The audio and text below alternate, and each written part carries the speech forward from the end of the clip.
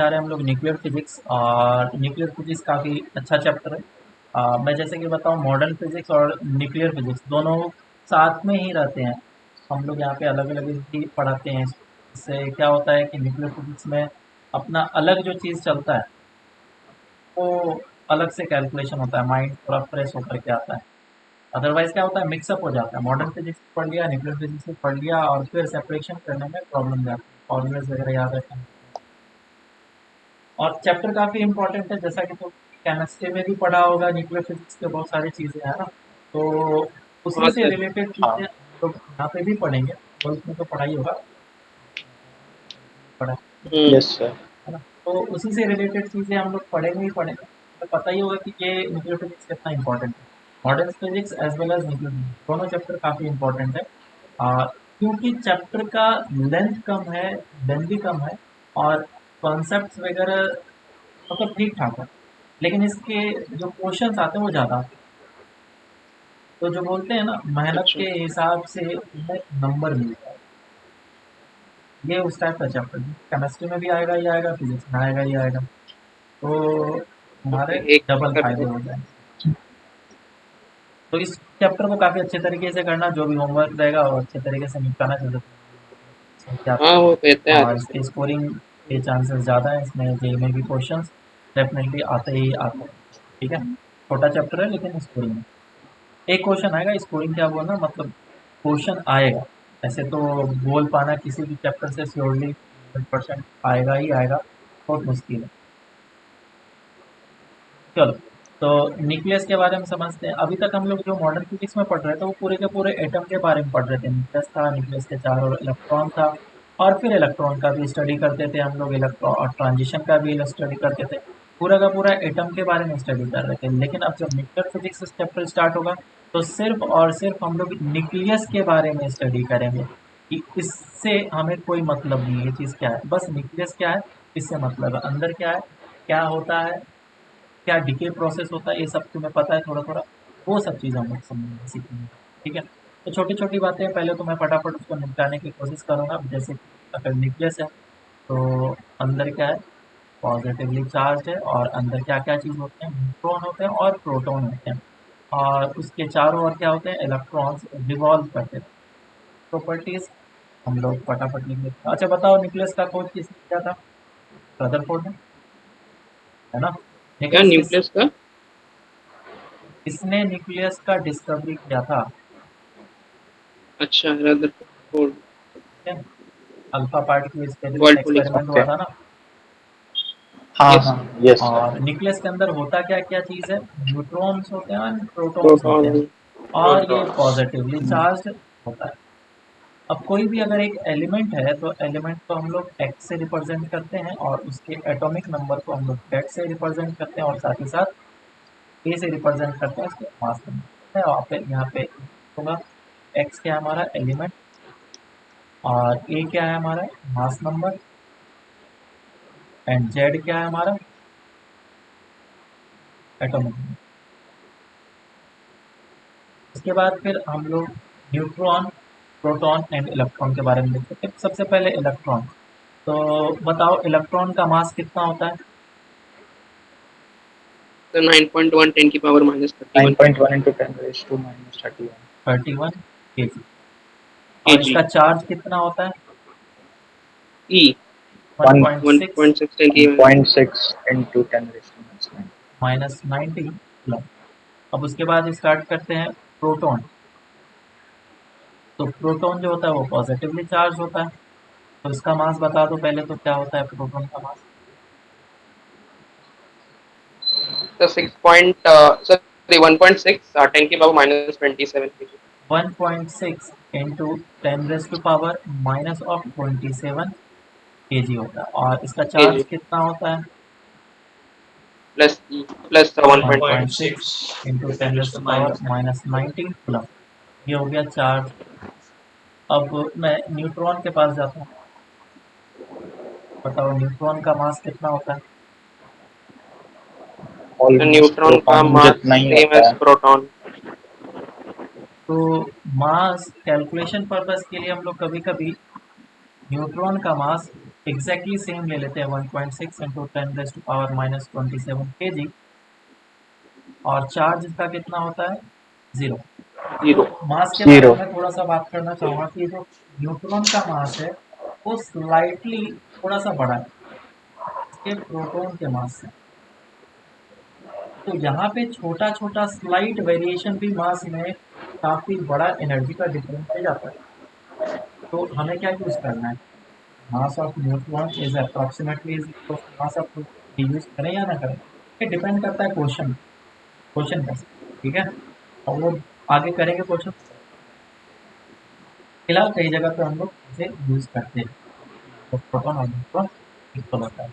तो कितना डिफरेंस होता है, अगर मैं डिफरेंस बताने की कोशिश करूँ तो मास ऑफ न्यूट्रॉन होता है 1.674 होता है, 1.74 होता है लगभग लगभग। और जो इधर बताया मैंने प्रोटॉन का 1.672 होता है, ठीक है क्या, कितना डिफरेंस। चलो थोड़ा सा आगे। भारी है। हाँ थोड़ा सा भारी, अभी ये भारी इतना ज़्यादा होता है, मैं भी अंदाज़ा लगाता हूँ। चलो अब आगे चलते हैं, एटॉमिक मास नंबर क्या होता है, ये mu,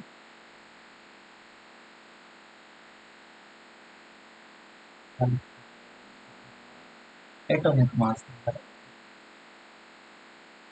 बोलो mu कैसे डिफाइन करते हैं। सर नंबर ऑफ प्रोटॉन्स शायद से ना। 1/12 ऑफ, अच्छा sir, mass of carbon 12 atom हाँ आइसोटोप। 1 एटम है ना, और ये कौन सा होना चाहिए, रेस्ट पे ground state, okay, at rest dynamic mass. And ground state, इसी को हम लोग 1 AMU बोलते हैं। तो 1 AMU जो हम लोग को लगभग निकल करके आता है जब वैल्यू करते हैं, ये मास ऑफ प्रोटॉन के बराबर ही आता है, अप्रॉक्सीमेटली 1.66 आता है, 10⁻⁻27 kg, which is लगभग equals to mass of proton.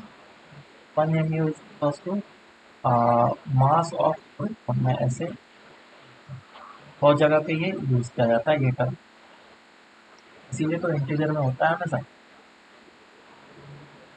अब आगे चलते हैं हम लोग, इसके करस्पॉन्डिंग एनर्जी कितना होगा वो हम लोग बाद में जाकर के देखेंगे। कुछ चीज़ें हैं टर्म्स, आइसोटोप, आइसोबार्स, आइसोटोन्स, क्या होते हैं ये सारे, बताओ।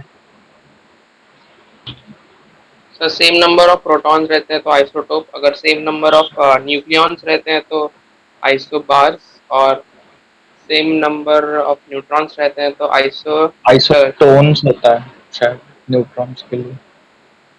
आइसोस्टर भी बोलते हैं, आइसोडायफर्स भी बोलते हैं।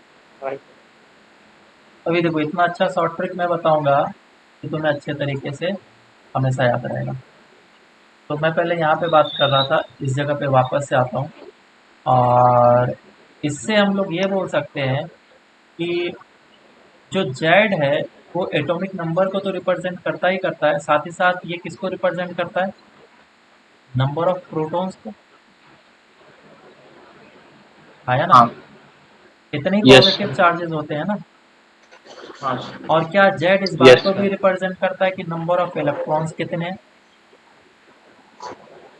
ए किस बात को रिप्रेजेंट करता है, ए इस बात को रिप्रेजेंट करता है कि नंबर ऑफ प्रोटॉन्स कितने हैं और नंबर ऑफ न्यूट्रॉन्स कितने हैं, इन दोनों का एडिशन। हाँ। बताइए ये सब चीजें तुम्हें पता है। ओके। और number of yes sir. Neutrons कैसे निकलेगा फिर, A minus of Z, A minus. A minus. A minus of Z से।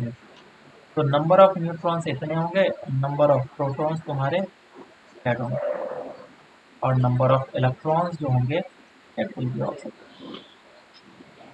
अब मैं नीचे आता हूँ यहाँ पे,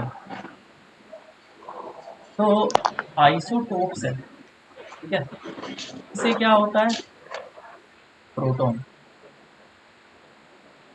तो ऐसे दो न्यूक्लियाई जिसके सेम नंबर ऑफ प्रोटॉन्स है लेकिन डिफरेंट न्यूट्रॉन्स,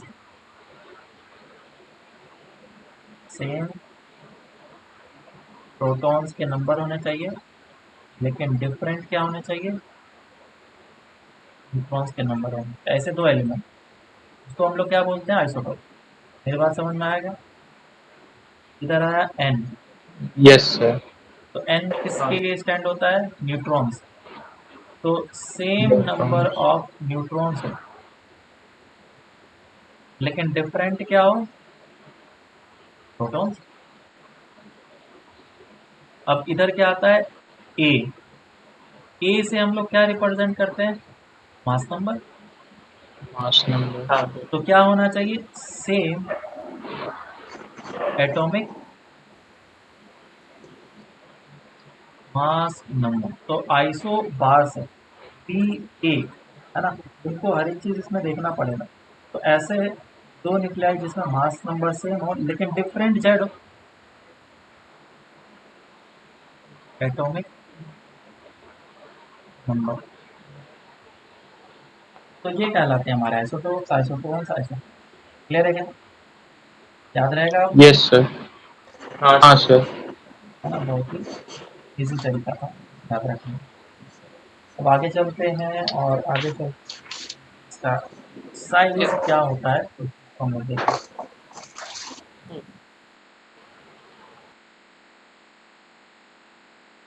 बोलो साइज कैसे लिखते हैं, R is equals to R nought a raise A to raised to पावर। 1 by To A raised to 1 by 3. तो आर नॉट का वैल्यू कितना होता है, 1 thermometer. R0 का 1.1 into 10 raise to power minus 15 Okay, 1 के point आसपास। thermometer. इसमें बोलते हैं ना। तो ये किसका है साइज, न्यूक्लियस का। Okay. और जो एटम होता है वो एटम का जो साइज है, तुम सोच सकते हो न्यूक्लियस का साइज कितना है, 10 रेज टू पावर माइनस 15 के आसपास में, है ना, बोल सकते हैं 10 रेज टू पावर माइनस 15 के आसपास में न्यूक्लियस का साइज है। तो एटम का जो साइज है वो 10 रेज टू पावर माइनस 10 के आसपास में है। तुम सोच सकते हो न्यूक्लियस का जो जो रेडियस है उससे कितना ज्यादा गुना एटम का रेडियस होता होगा, 1 लाख। अरे बाप रे। है ना, 10 रेज टू yes. पावर 5 हो गया ना। तो तुम सोच सकते हो हाँ कि ये सर। सेंट्रल पे न्यूक्लियस है और एटम कितना बड़ा है, काइंड ऑफ फुटबॉल फील्ड जिसमें कि फुटबॉल सेंटर पे रखा हुआ है और तो बड़ा अभी सा तो फील्ड। कम हो जाएगा। हाँ। और मैं बस Yes. इमेजिन कराने के लिए बताया, स्केल से तो मैंने भी मेजर नहीं किया है। तुम इस टाइप से सोच सकते हो, ठीक है। Yes Yes, sir. सर। चलो तो इसका डेंसिटी निकाल के देखते हैं कि न्यूक्लियस का डेंसिटी कितना होता है, तो निकाल के बताओ जल्दी। Sir 4/3 pi r nought cube into a. Calculation काफी ज्यादा आसान हाँ सर। है ना। अपॉन ये तो वॉल्यूम होगा और डेंसिटी ऑफ मास। न्यूक्लियस का फॉर्मूला, डेंसिटी होता है क्या, मास अपॉन वॉल्यूम। तो टोटल हाँ मास सर। क्या होगा, mass of proton plus mass of neutron upon volume. A. तो मास ऑफ प्रोटॉन कितना हो जाएगा, टोटल नंबर है ना, तो नंबर ऑफ हाँ ए प्रोटॉन हो। से और नंबर ऑफ न्यूट्रॉन से मल्टीप्लाई करना। ओ ओके ओके ओके। एक ही Okay. तो नंबर नहीं लिखते हैं, बहुत सारे होंगे। अब नंबर ऑफ प्रोटॉन्स कितने हैं, जेड, नंबर ऑफ न्यूट्रॉन्स कितने हैं, ए माइनस जेड, ठीक है। और वॉल्यूम कितना होगा, 4/3 पाई।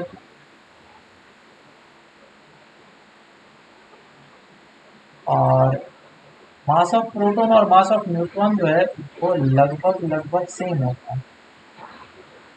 तो इस तरीके से अगर मैं इसका वैल्यू पुट करूँ तो जेड समझ में आ गया होगा, ये कितना हो जाएगा, A times of mass of divided by 4/3 pi r cube r कितना था, बोलो। R naught into A raised to 1 by 3. करेंगे आर नॉट क्यूब और ए आएगा, ए कैंसिल आउट हो जाएगा, क्या गया M divide by 4/3 pi r nought nucleus concentration. Cancel. क्या सारी चीज इसमें कांस्टेंट है? हाँ कोई भी ऐसा चीज जो Yes, वेरिएबल sir. हो? No sir. नहीं. कोई भी चीज वेरिएबल नहीं। अगर कोई भी चीज वेरिएबल नहीं है तो हर एक एलिमेंट का न्यूक्लियस का डेंसिटी, चाहे वो कैडमियम हो या जिंक हो, हर एक न्यूक्लियस का डेंसिटी कांस्टेंट का और वो भी सेम होगा। अब इस कांस्टेंट का वैल्यू मैं निकालने की कोशिश करूंगा। लगभग लगभग जो है वो 10⁻17 के आसपास आता है, kg/मीटर। ठीक है। Okay. अब मैं इसको इमेजिन कराना चाहता हूँ कि कितना बड़ा है। एक डाइस है। मास के डाइस समझते हो ना क्या होता है डाइस? हाँ. लूडो तो खेले ही होंगे। Yes, sir. वही सांप सीढ़ी। हाँ।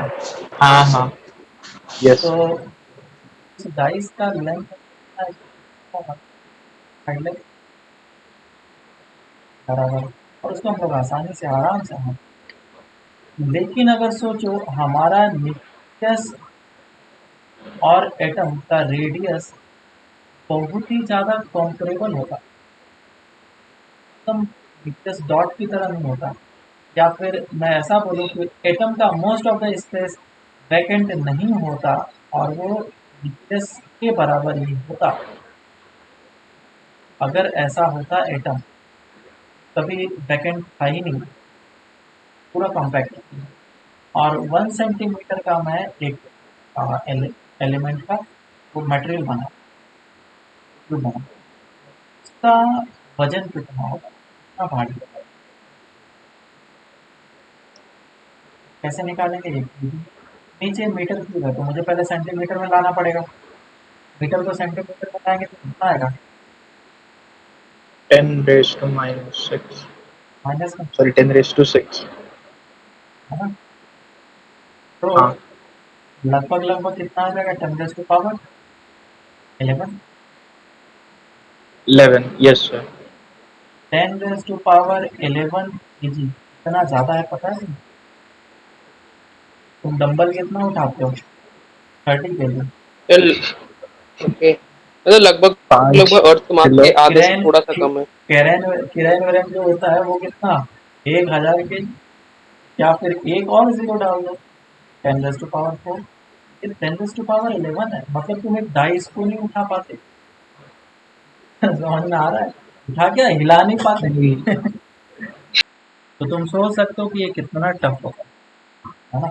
ये नेचर का ब्यूटी, काफी अच्छे तरीके से हम लोग आराम से जिंदगी व्यतीत कर रहे हैं और हर एक सामान को उठा भी रहे हैं, कंटेनर भी बना रहे हैं, हर एक चीज का। और ये क्यों हो पा रहा है? कि एटम का most of the space vacant, क्योंकि रदरफोर्ड ने बताया। क्लियर है क्या? ये इससे मानो जुड़ता ही नहीं। हाँ। डेंसिटी तो क्या है, हर एक जगह कैलकुलेट कराया जाता है, कुछ बातें बताएंगे। आगे चलते हैं, मास डिफेक्ट। बताओ मास डिफेक्ट क्या है? सर वो जो mass calculated minus actual mass of the nucleus nucleus sorry theoretical minus. चलो, मास डिफेक्ट के बारे में आज हम लोग, मास डिफेक्ट होता क्या है? देखो, मैं क्या करना चाहता हूँ, न्यूक्लियस का मास को मेजर करना। क्या प्रॉब्लम है मेरे पास अभी? मतलब क्या बोलते, क्वेश्चन क्या है हमारा? क्या want to measure mass of the, mass of the nucleus कितना है?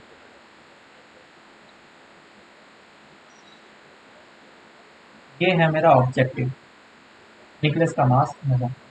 अब न्यूक्लियस का मास दो तरीके से मेजर किया जा सकता है। कैसे कैसे? कौन सा एलिमेंट है तुम मुझे बता दो फटाफट।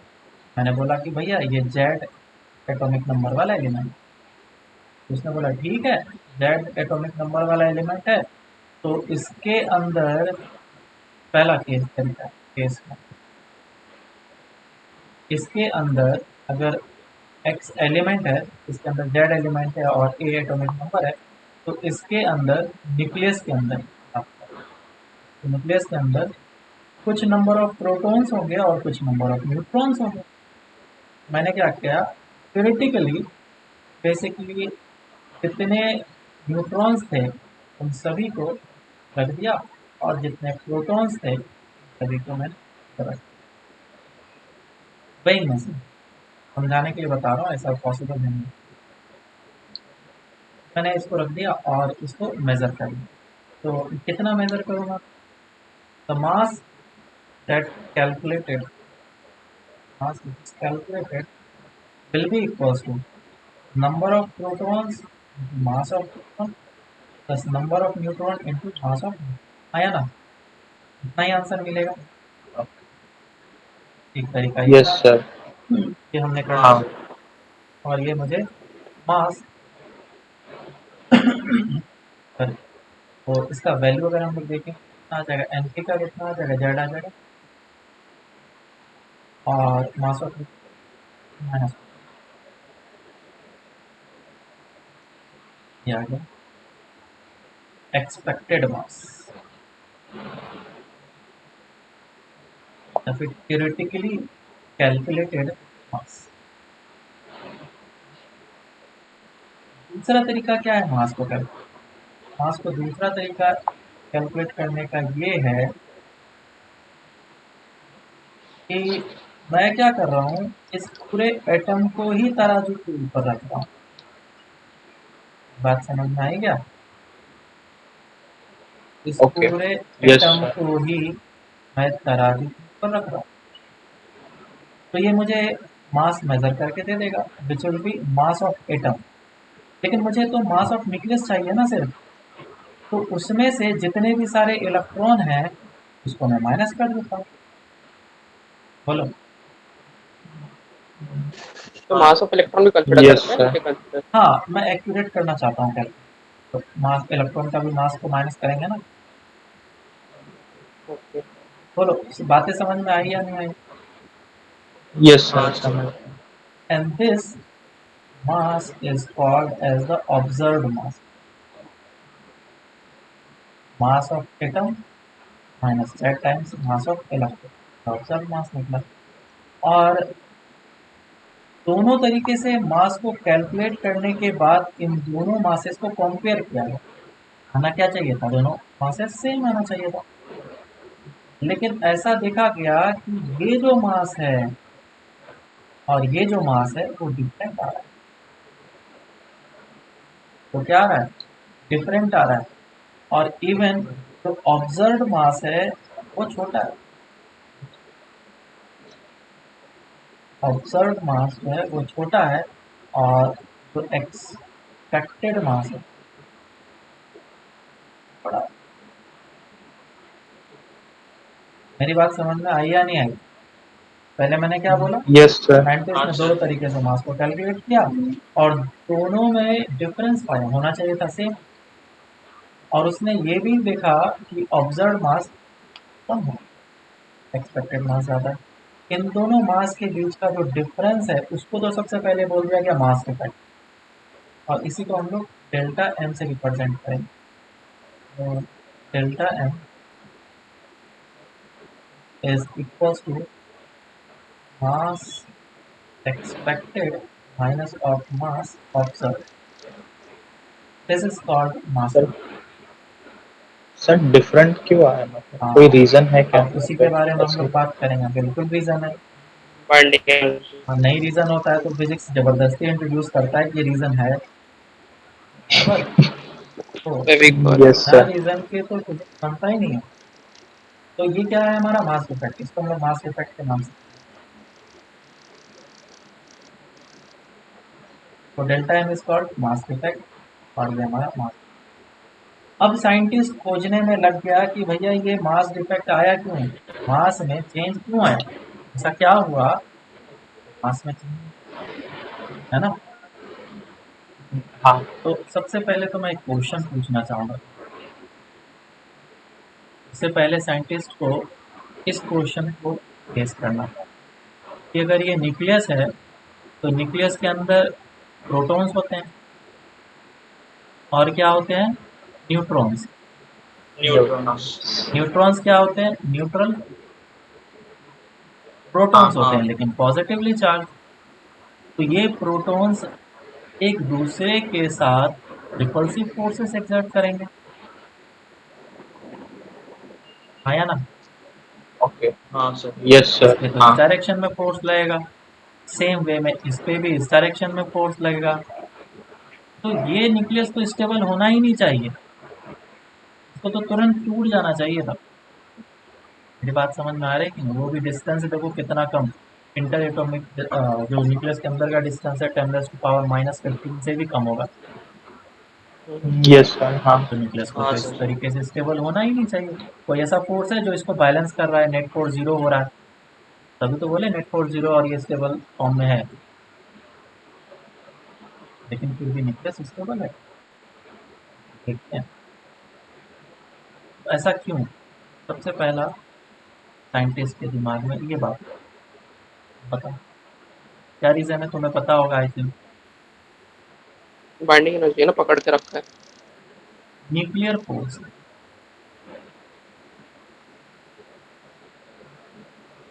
देखो जब क्वेश्चन फोर्स का हो तो एक्सप्लेनेशन भी फोर्स का देना है, और जब एनर्जी का एक्सप्लेनेशन क्वेश्चन हो तो एनर्जी से एक्सप्लेन करना है, ठीक है। तो साइंटिस्ट ने पाया कि देखो इस पे नेट फोर्स जीरो नहीं हो रहा है, लेकिन हम लोग गलत तरीके से देख रहे हैं इसीलिए नहीं हो रहा है। उसने बताया कि एक न्यूक्लियर फोर्स नाम का भी कोई चीज होता है जो न्यूक्लियॉन्स के बीच में, तो ये न्यूक्लियर फोर्स किसके किसके बीच में लगता है, ये प्रोटॉन प्रोटॉन के बीच में लगता है, ये न्यूट्रॉन प्रोटॉन के बीच में लगता है, ये इवन न्यूट्रॉन एंड न्यूट्रॉन के भी बीच में लगता है। इसका चार्ज से कोई लेना देना नहीं है, ये एक okay attractive force nuclear force लगता है। तो अब बात यहाँ पे समझ में आए कि अच्छा, तो ये जो है अट्रैक्टिव फोर्स भी लगाएगा, रिपल्सिव फोर्स तो लग रहा है, अट्रैक्टिव फोर्स भी लगाएगा। तो अब क्या इस पे नेट फोर्स जीरो हो सकता है, तो अब ये स्टेबल फॉर्म में रह हाँ सकता है। और इस तरीके से ये पूरा का पूरा न्यूक्लियस क्या होता है, स्टेबल होता है। समझ में आ रहा है क्या। ये सारे फोर्सेस जो है, और ओके एक वीक फोर्स भी होता है, हाँ सर वो हमारे सिलेबस में नहीं है। इन सभी फोर्सेस के कारण से हमारा फ्यूजन फ्यूजन रिएक्शन पॉसिबल होता है, फ्यूजन एंड फ्यूजन रिएक्शन, है ना। और साथ में जो ओके डीके प्रोसेस होते हैं, ये सब के कारण से न्यूक्लियस जो अनस्टेबल होता है, इन सभी के कारण से। ठीक है, पहला चीज तो ये समझना आता है। अच्छा ऐसा होता है। अब देखो फोर्सेस से एसोसिएटेड होता है एनर्जी, बराबर है क्या। तो साइंटिस्ट यस लोगों सर को था कि यार अगर ये एक न्यूक्लियस को फॉर्म करना है तो सबसे पहले हम लोग क्या करेंगे, प्रोटॉन को दूर से लेकर के आएंगे और यहाँ पे रखेंगे। उसके बाद फिर क्या करेंगे, दूसरा प्रोटॉन को लेकर आके रखेंगे, फिर क्या करेंगे, न्यूट्रॉन को लाकर रखेंगे, फिर क्या करेंगे, प्रोटॉन को लाकर रखेंगे, न्यूट्रॉन को लाकर, और इस तरीके से हमारा पूरा का पूरा न्यूक्लियस बनेगा। लेकिन तुमने न्यूक्लियस बना दिया और ये न्यूक्लियस फॉर्म हो चुका है। अब अगर मैं वापस से सेपरेट करूंगा इसको, तो मुझे बनाने में तो कुछ वर्क करना पड़ा ना, ऐसे तो नहीं बना। अरे मेरी बात समझ में क्या नहीं? मैं चीजों ओके को उठा हाँ उठा सर करके प्लेस कर रहा हूँ तो मेरे कारण से वर्क हुआ, हाँ यस है ना। सर तो वो वर्क यस कहाँ सर गया, वो वर्क जो है वो पोटेंशियल। सिस्टम को स्टेबल करने में गया, बराबर। तो इनफैक्ट अगर ये सारे ओके प्रोटॉन्स न्यूट्रॉन्स जब वापस से दूर इंफिनिटी पे चले जाएंगे तो क्या होगा, एनर्जी लिक्विड होगा, ठीक है। हाँ यस यस इसी सर एनर्जी हाँ को सर बोला गया बाइंडिंग एनर्जी। चाहे तुम इस तरीके से डिफाइन करो, चाहे इस तरीके से डिफाइन करो, इस एनर्जी को क्या बोला गया, बाइंडिंग एनर्जी। तो मैं यहाँ पे डिफाइन कर देता हूँ बाइंडिंग एनर्जी है क्या, दो तरीके से डिफाइन कर सकते हैं।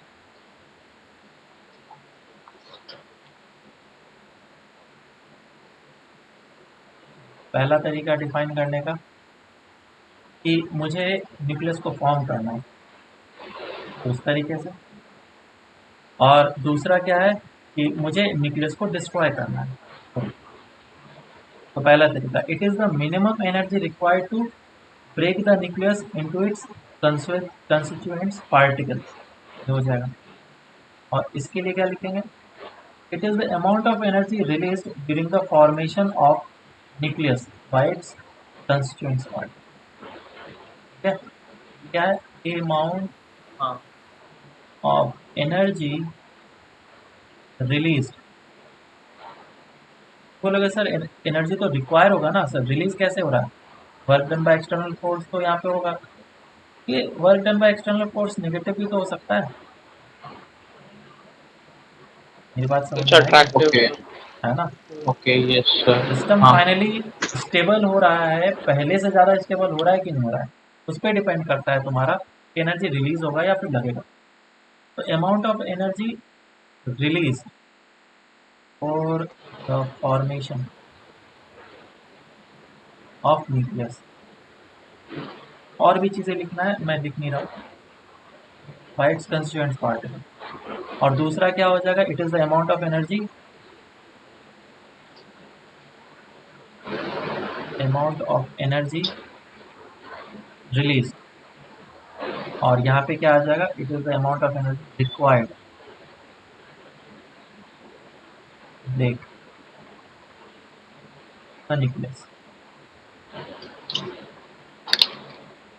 अब न्यूक्लियस को जब हम लोग ब्रेक करते हैं तो उसके कंस्टिट्यूएंट्स पार्टिकल्स को इनपुट तक पहुंचाते हैं, है ना।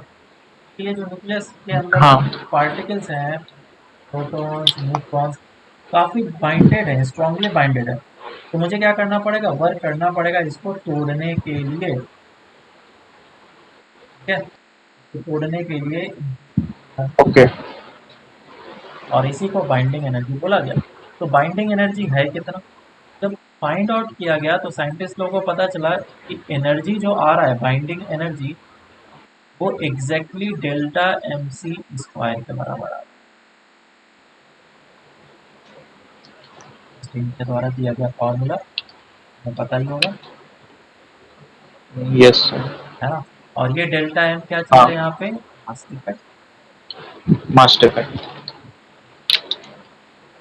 और सी को तुम्हें पता ही, मुझे बताने की जरूरत नहीं। तो लेट से केस वन की मास इफेक्ट जो है वो 1 एम है। If delta M is equals to 1 M, तो अगर 1 एम मास इफेक्ट होगा तो कितना एनर्जी रिलीज होगा, हम उसको कैलकुलेट करना चाहते हैं। 931। हाँ, इस वैल्यू को हम लोग हमेशा याद रखेंगे। तो 1 AMU जब मैं लिखूंगा तो इसमें कितना होता है, 1.6 10 की पावर माइनस हाँ, मास आ गया। और सी का वैल्यू तुम्हें पता है, विच इज 10 टू पावर, 9 10 की पावर 8। ठीक है, ये स्क्वायर। और 1 AMU की जगह पे मैं लिख लूंगा जो भी वैल्यू लिखा हुआ था, 1.66, 1.66 into 10 to power minus of,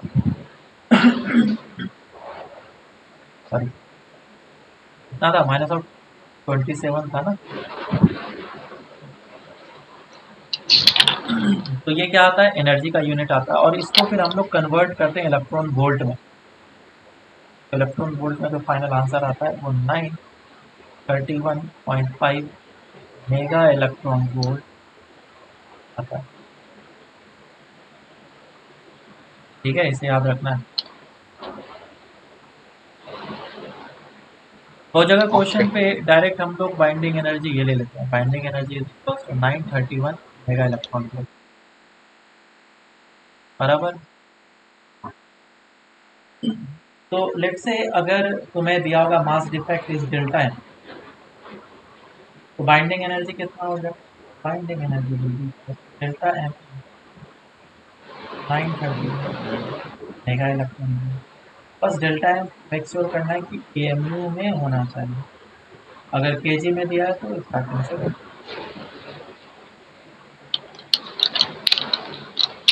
बोलो, समझ में आ रहा है?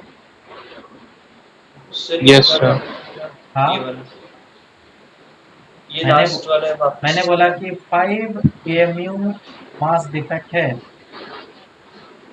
तो एनर्जी कितना रिलीज होगा 1 AM में कितना रिलीज होता है तो 5 कितना हो जाएगा 5 9 हाँ है ना वही चीज़ मैंने यहाँ पे लिखी अच्छा, अगर केजी में होगा तो ऊपर वाला केजी में होगा तो ऊपर वाला जो फॉर्मूला निकाल सकते okay sir.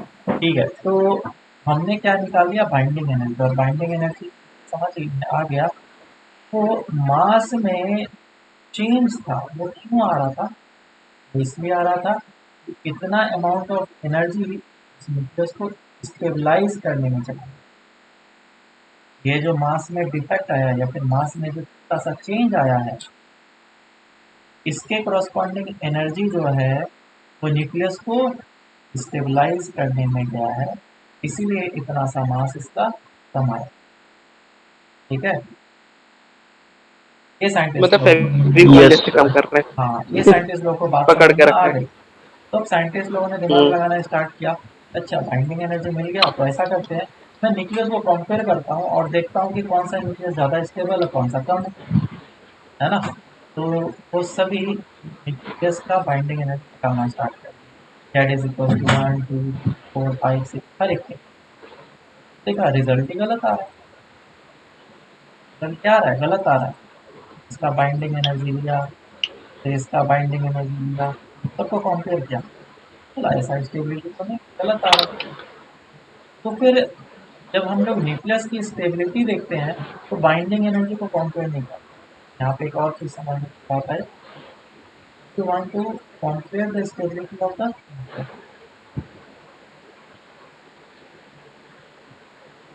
Compare the stability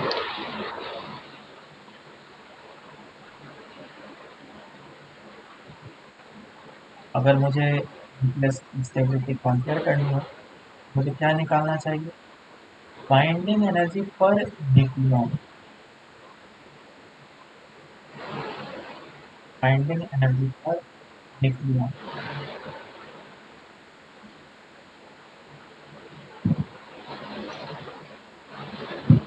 मेरी बात समझ में आई क्या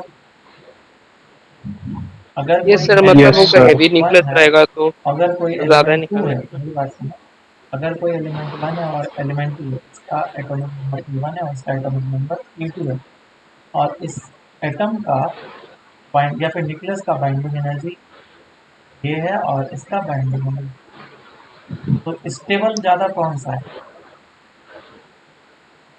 हम लोग स्टेबिलिटी कैसे फाइंड करेंगे इसका रेशियो निकालेंगे और इसका रेशियो निकालेंगे और चेक करेंगे कि इसका रेशियो ज़्यादा है अगर इसका रेशियो ज़्यादा हुआ तो वन इज मोर स्टेबल क्यों ज़्यादा स्टेबल हुआ क्योंकि एक न्यूट्रॉन को मुझे लाने में एनर्जी ज़्यादा रिलीज हुआ ज़्यादा रिलीज हुआ इसका मतलब इसका पोटेंशियल एनर्जी बहुत ही ज़्यादा कम है सिस्टम का और सिस्टम का हाँ पोटेंशियल एनर्जी बहुत ज़्यादा कम हुआ इसका मतलब वो ज़्यादा स्टेबल हुआ यस सर। पहले तो बढ़िया से सोचो नहीं समझ में आया तो फिर सोचो तो थोड़ा वापस बताइए। एनर्जी के फॉर्म में तुम सोचो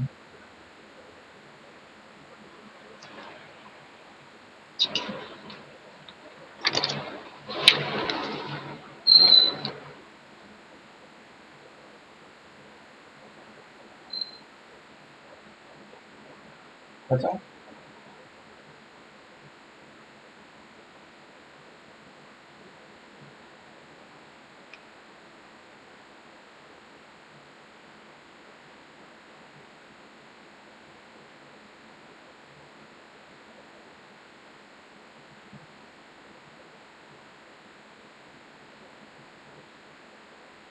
क्या क्या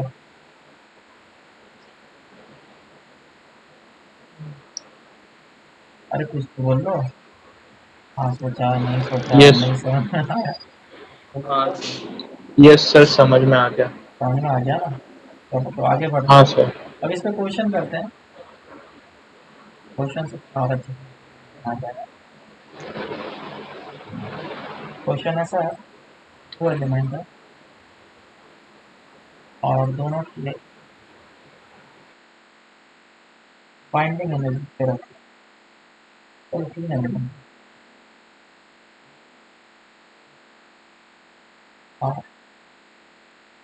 और एटॉमिक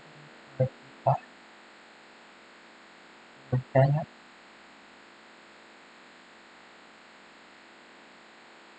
का 5 ले लें और R का 6 ले लें, और जो इसका बाइंडिंग एनर्जी है मेगा इलेक्ट्रॉन में दिया है, इसका दे रखा है बाइंडिंग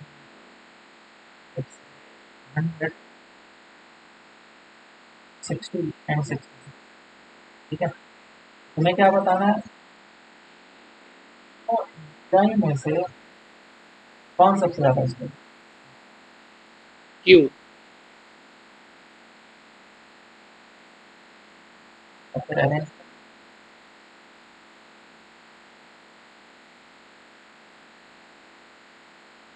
सर QRP।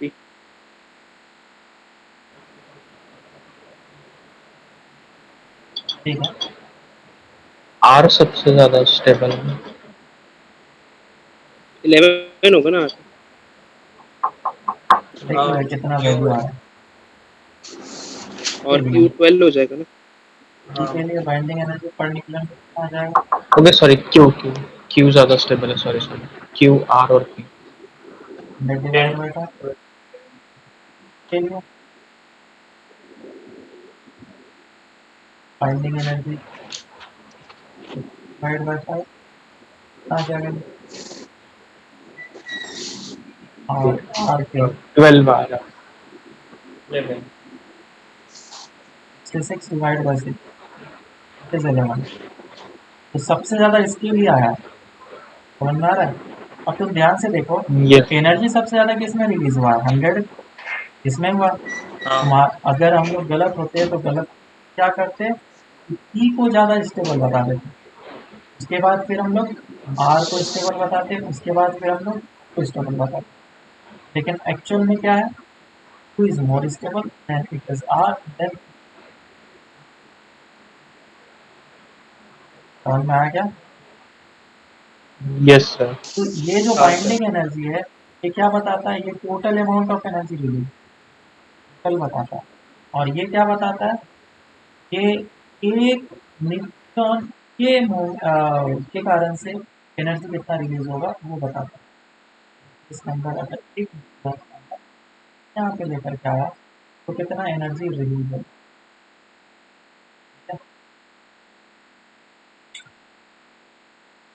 तो आगे चलते हैं, और कुछ क्वेश्चन हैं चाहे तो हम लोग कर सकते हैं। चलो फिर,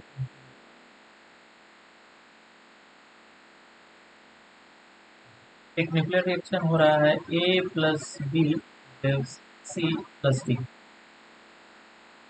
और जो बाइंडिंग एनर्जी है सभी का, इसका इसका भी इसका भी और इसका भी बाइंडिंग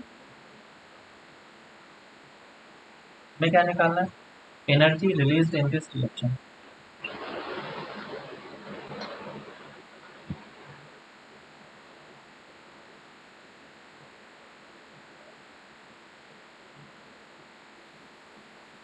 बताओ,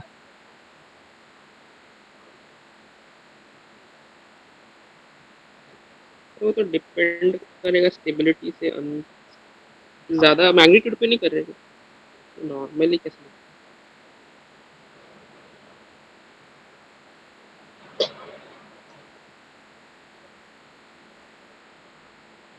करेगा।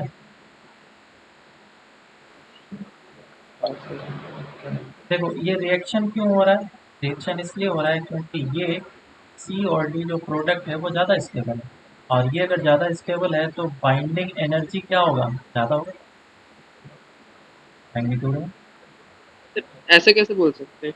मतलब वो स्टेबल तो के लिए हो रहा है, वो रिएक्शन तो रिएक्शन किधर किधर जाता है, स्टेबिलिटी की तरफ कर जाता है रहा ना। हो। Yes sir. COT ज़्यादा फोर्स स्टेबल है। नहीं हो सकती। हाँ सिंपल सा रिएक्शन कब फिजिबल है, जब प्रोडक्ट बन रहा है वो ज़्यादा स्टेबल है। ठीक है, तो B3 और B4 मैग्नीट्यूड में क्या होगा, ज़्यादा है। तो इतना एनर्जी रिलीज हुआ होगा C के फॉर्मेशन में, इतना एनर्जी रिलीज हुआ होगा D के फॉर्मेशन में, और इतना एनर्जी रिलीज हुआ होगा इसके फॉर्मेशन में। तो एनर्जी कितना रिलीज हुआ इस रिएक्शन में, that will be equals to B3 plus B4 B3 minus of B1 plus B। समझ में आएगा। Yes sir. जैसे एक और क्वेश्चन मैं देता हूँ, बाइंडिंग एनर्जी निकालना है। Find binding energy of F26 P6। ठीक है, अब यहाँ से देखना क्या क्या डेटा दिया गया, डेटा ही इम्पोर्टेंट। जैसे atomic mass of Fe equals to 5.994, और तो H1 का है वो 1.078, और तुम्हें मास ऑफ न्यूट्रॉन भी दिया हुआ है, दैट इज इक्वल टू 1.0867। फिर इतना आगे डिक्लेयर करके देते हैं। कैलकुलेशन मत करना, बस वैल्यू को पुट करना है, वैल्यू को पुट इतना डीप करके क्यों देते हैं, मतलब इतना डिजिट ऐसा कुछ। ऑप्शन तो देखो नहीं आते, लेकिन कोड में आते हैं। तो हट गया हो, लेकिन आता नहीं है, करना पड़ रहा है। आता होता तो नहीं। ओके। हाँ आता है। हाँ सर, आता मास डिफेक्ट निकालना। हाँ तो निकालो, डेटा सही पुट करना बस। ठीक है,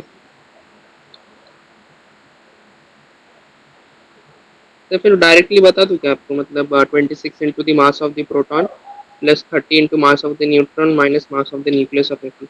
वैल्यूज को वो तो पुट मास करना डिफेक्ट आ पड़ेगा गया। ना, अच्छा, आंसर भी चाहिए। मतलब वैल्यूज को पुट करोगे, मास of the proton, mass of the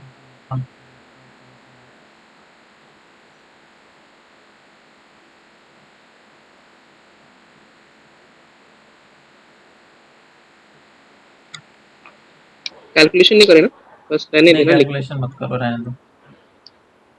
चलो देखिए डेल्टा एम, अगर डेल्टा एम निकाल लेते हैं तो फिर हमारा आंसर आ जाएगा, binding energy is equals to delta M C square ना, ये काम करना है बाइंडिंग एनर्जी निकालने। तो इम्पोर्टेंट है बस डेल्टा एम निकाल, इसलिए मैंने तो डेल्टा एम क्या हो जाएगा, मास डिफेक्ट। तो दो तरीके से हम लोगों ने मास को कैलकुलेट किया था, याद है ना? हाँ क्या किया था, मास ऑफ प्रोटॉन और प्लस मास ऑफ न्यूट्रॉन, और दोनों के नंबर्स को मल्टीप्लाई किया था, और फिर माइनस कर दिया था मास of the atom minus of electron का मास। यही काम किया था, वही चीज़ यहाँ पे करना है। यस तो कितने नंबर ऑफ प्रोटॉन्स हैं, 26, और मास ऑफ प्रोटॉन कितना है, ये जो हाइड्रोजन एटम दिया गया है दिस इज व्हाट, ये प्रोटॉन ही तो है, हाँ 1.00783। उसके बाद फिर मास ऑफ 56 माइनस 26 करना पड़ेगा, तो न्यूट्रॉन का मास आएगा, इट इज 30, और मास ऑफ न्यूट्रॉन दिया हुआ। ठीक है, यस सर। और इसमें से इलेक्ट्रॉन का मास को माइनस नहीं करेंगे, क्योंकि इलेक्ट्रॉन का मास हम लोग नेग्लेक्ट कर रहे हैं, बहुत जगह पे नेग्लेक्ट नहीं तो करते दिया हैं, रहता तो बहुत जगह पे नहीं करते हैं, कैलकुलेशन पर्पस के हिसाब से कभी कभी कर लेते हैं, कभी कभी नहीं करते। तो अब क्या मास करना पड़ेगा, this thing, mass of the atom, atom का मास कितना, 55.994, और इलेक्ट्रॉन का मास होता तो मैं कर देता, लेकिन यहाँ पे नेग्लिजिबल है, उसको मैं छोड़ दे रहा हूँ। और इसी को कैलकुलेट करेंगे, वैल्यू को यहाँ पुट करेंगे, फिर आंसर आएगा। फिर ये किस में आएगा आंसर?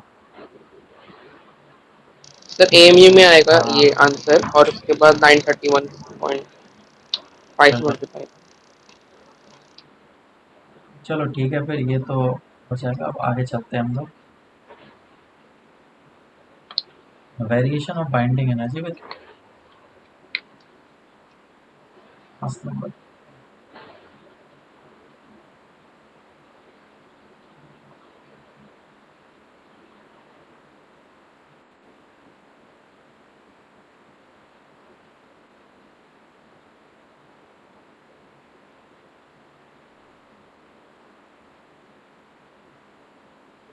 बाइंडिंग एनर्जी का वेरिएशन ए के साथ क्या है देखो।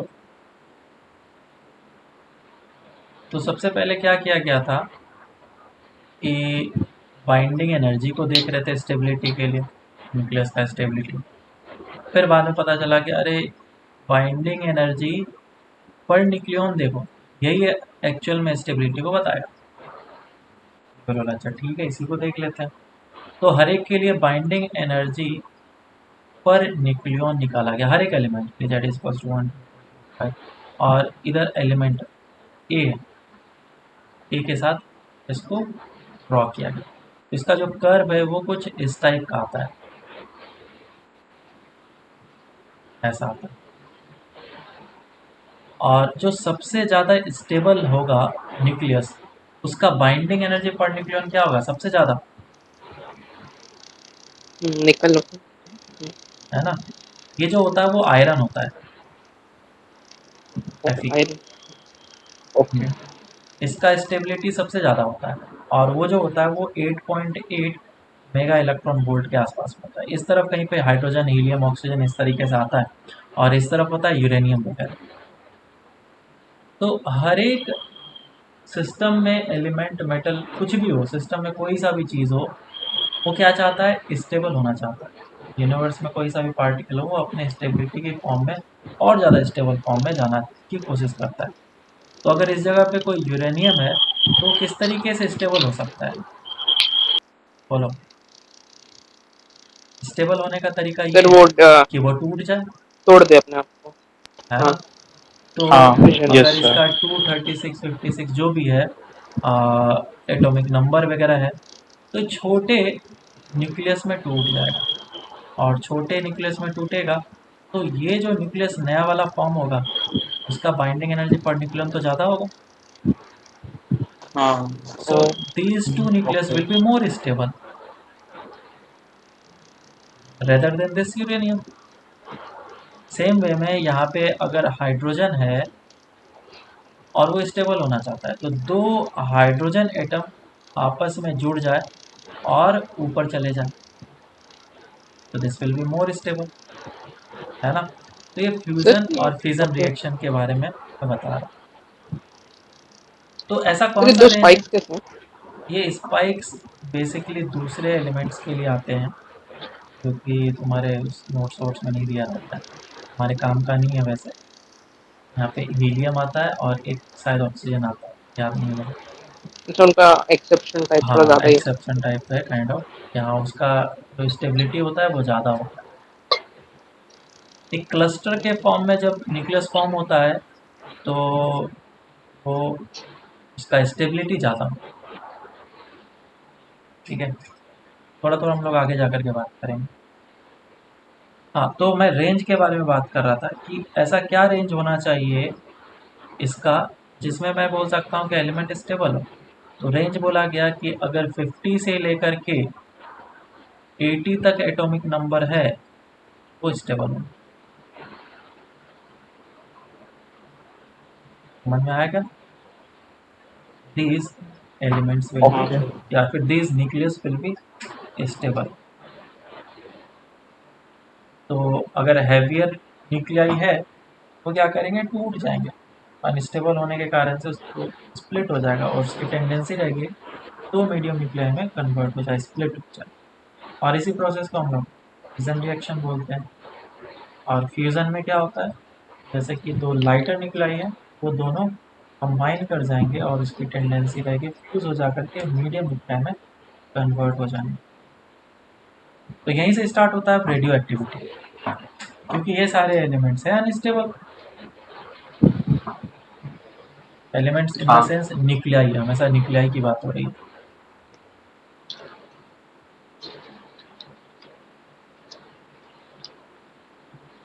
तो रेडियो एक्टिविटी हम लोगों को स्टार्ट कर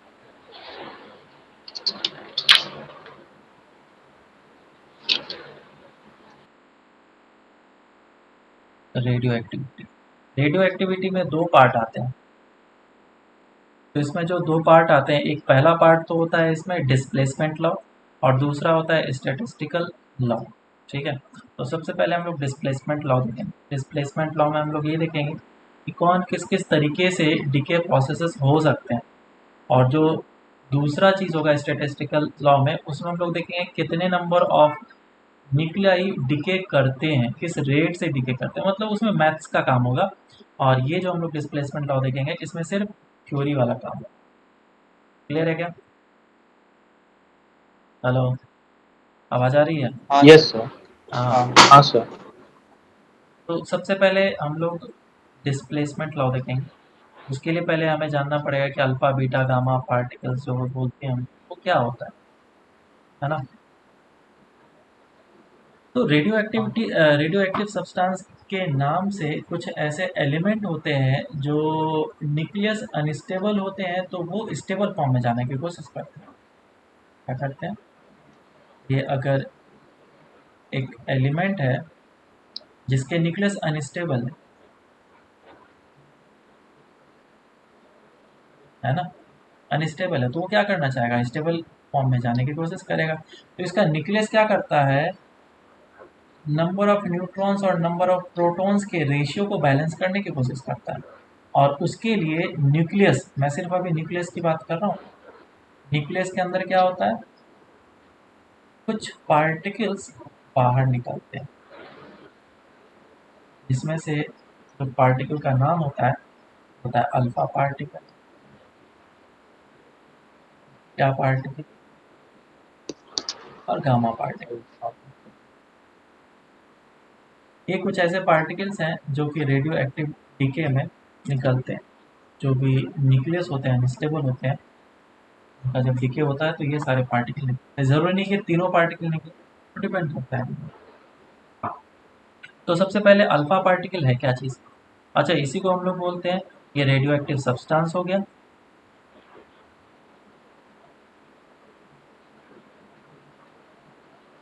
और इसको हम लोग बोलते हैं रेडियो एक्टिविटी।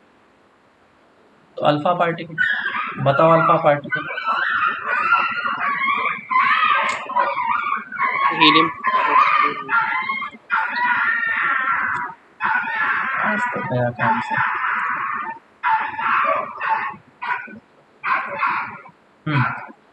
बताओ अल्फा पार्टिकल क्या होता है? सर हीलियम का डब्ल्यू आयनाइज्ड।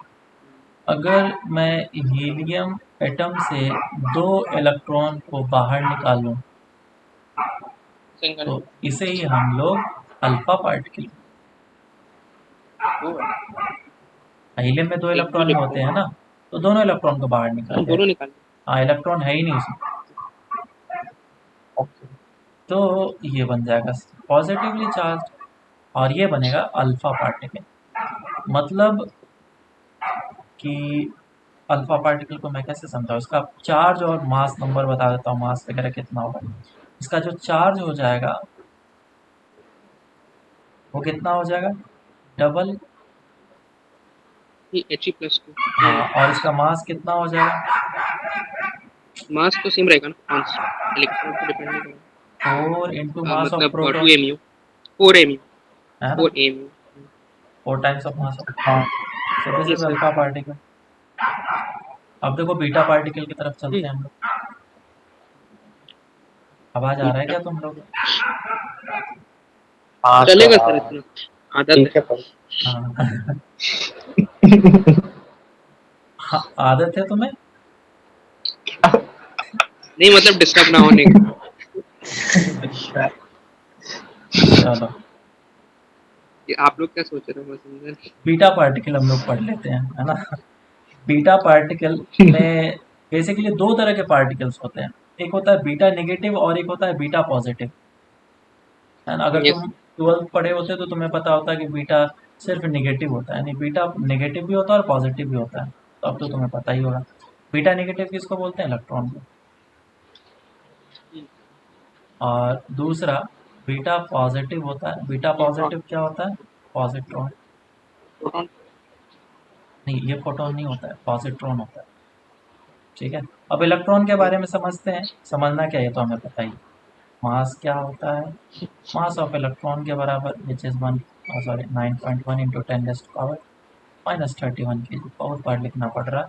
और मास ऑफ चार्ज, चार्ज कितना होता है? 1.6 इंटू 10 तो ई लिख दो। -19। 10 हाँ, raised to minus लेकिन 19. इसका नेगेटिव चार्ज होगा, माइनस साइन यहाँ पे लिखना जरूरी, इस जगह पे पॉजिटिव का। और बीटा प्लस के बारे में बात करते हैं, तो इसका मास कितना हो जाता है? बेसिकली ये दोनों जो पार्टिकल्स हैं इनको एंटी पार्टिकल्स बोला जाता है।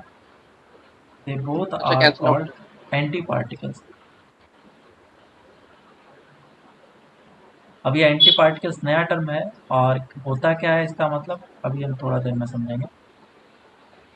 मास क्या है इसका? एग्जैक्टली सेम होता है मास, 9.1 into 10⁻⁻31 kg।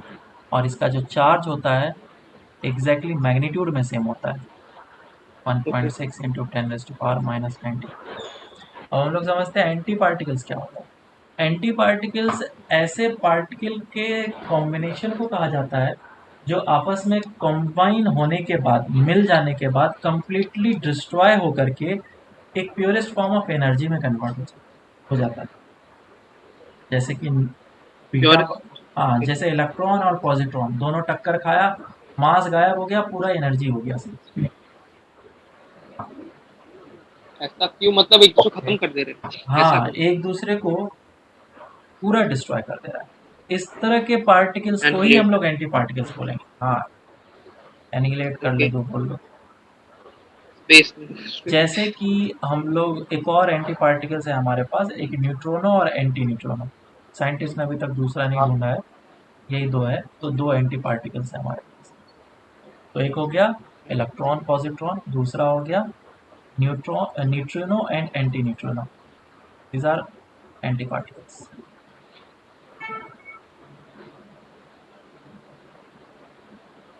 Anti particles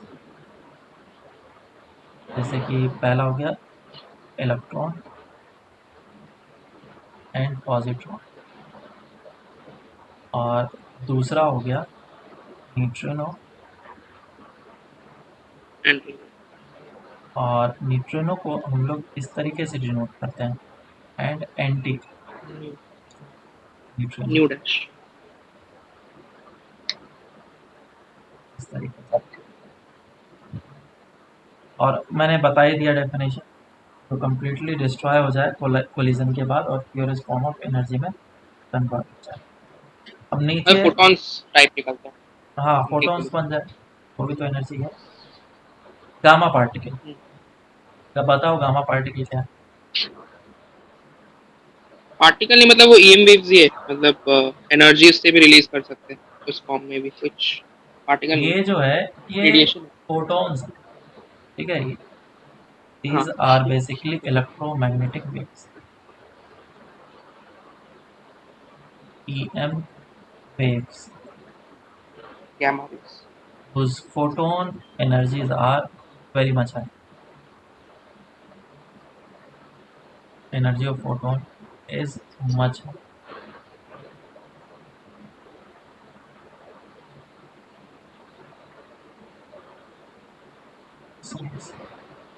x ray से भी ज़्यादा एनर्जी होते हैं इन, गैमा। हाँ, गामा पार्टिकल्स। तो काफ़ी हाईली एनर्जेटिक फोन्स होते हैं। तो ये सारी चीज़ हमें समझ में आ गया कि alpha particle, beta particle, gamma particle क्या क्या होता है। अब हमें डीके प्रोसेसेस देखने कि किस किस तरीके से अल्फा पार्टिकल्स बाहर निकलते हैं, किस तरीके से बीटा पार्टिकल्स निकलते हैं। क्योंकि इलेक्ट्रॉन निकल रहा है किसी जगह से, या फिर किसी जगह से दो प्रोटॉन या फिर दो न्यूट्रॉन निकल रहा है, जैसे अल्फा पार्टिकल है ना, अल्फा पार्टिकल यहाँ से बाहर निकला तो न्यूक्लियस से बाहर निकल रहा है। कुछ ना कुछ तो केमिकल रिएक्शंस होते हैं ना अंदर, रिएक्शंस जो भी बोलो, केमिकल तो नहीं बोलेंगे, रिएक्शंस वगैरह हो रहे हैं, कुछ तो हो रहा है। तो उसमें बैलेंसिंग नाम का भी चीज़ तो होता है। वो कैसे बैलेंसिंग हो रहा है? उसमें एनर्जी रिलीज हुआ तो वो एनर्जी गया कहाँ? अगर न्यूक्लियस के अंदर से बाहर निकला कुछ भी चीज़, तो वो उसके ऊपर एक्सर्ट करेगा रिकॉइल फोर्स, है ना? तो उसके कारण से तो कुछ एनर्जी आना चाहिए, तो वो कितना होगा? वो सारी चीज़ें हम लोग नेक्स्ट क्लास से calculate, radio thank you active sir. Decay displacement. मैं यहाँ पे लिख देता हूँ। आज बहुत तबीयत खराब लग रहा है। क्या बोल रहे हो का? थोड़ा टेम्परेचर आज टेम्परेचर हाई लग रहा है मेरा। किसका? तुम्हारा? हम्म, देखो क्या होता है, उसको थोड़ा काम नहीं अच्छे कर तरीके से, हाँ, रेस्ट करो तुम अच्छे तरीके से। और टेंशन लेने का ज़रूरत नहीं है, लेकिन हाँ, पूरा अच्छे तरीके से डाइट मेंटेन करो, खाना अच्छे से खाओ, और जो डॉक्टर रिकमेंड करता है वो उसको लो ही, ठीक है? रहा। Yes sir. Sir JEE mains का मे का अटेम्प्ट भी पोस्टपोन हो गया। हाँ, वो भी वो तो पोस्टपोन सुबह ही आए नहीं। पोस्टपोन हो गया है वो। हाँ, ठीक है, फिर तुम लोग अब जाकर के होमवर्क करो, और जो भी है यहाँ तक का कंप्लीट कर लेना। नेक्स्ट क्लास से जब इसका डीके प्रोसेस वगैरह देखेंगे तो होप सो एक दो क्लास और लगेगा, उसके बाद फिर ये कंप्लीट हो जाएगा निकल, उसके बाद फिर हम लोग नेक्स्ट चैप्टर भी देखेंगे।